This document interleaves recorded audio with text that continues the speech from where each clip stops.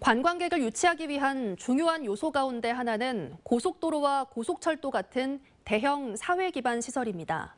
지난 2018년부터 2023년까지 6년간의 강원도 방문객 수와 관광 매출을 분석해봤더니 견실하게 성장한 시구는 대부분 고속도로와 관련이 있었습니다. 원주문화방송 이병선 기자가 분석했습니다. 지난 2018년부터 2023년까지 강원도 각 시군의 외부 방문자, 즉 관광과 같이 일상적이지 않은 방문을 한 사람의 숫자를 집계해봤습니다. 코로나19로 2020년에는 방문자가 줄고 2022년에 회복세를 보이는 U자형 혹은 V자형 그래프가 일반적인데 그중에도 2019년 대비 2022년 또는 2023년에 10% 이상 숫자가 는 곳은 9곳입니다. 특히 평창과 고성, 양양 등 3곳은 20% 이상 폭발적으로 방문객이 늘었습니다.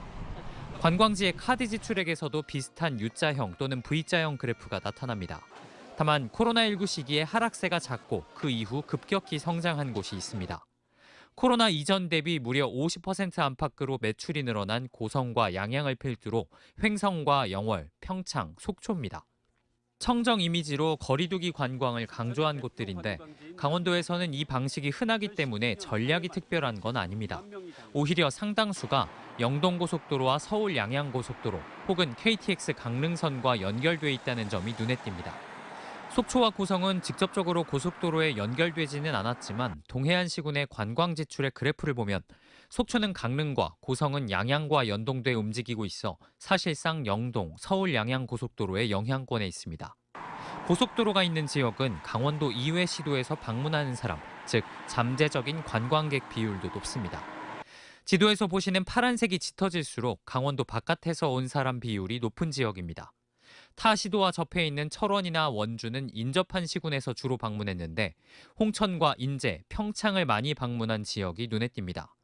홍천과 인제는 같은 서울 양양고속도로를 지나는 경기 남양주, 평창은 광주 원주 고속도로에서 영동 고속도로로 이어진 서울 강남구가 포함됐습니다.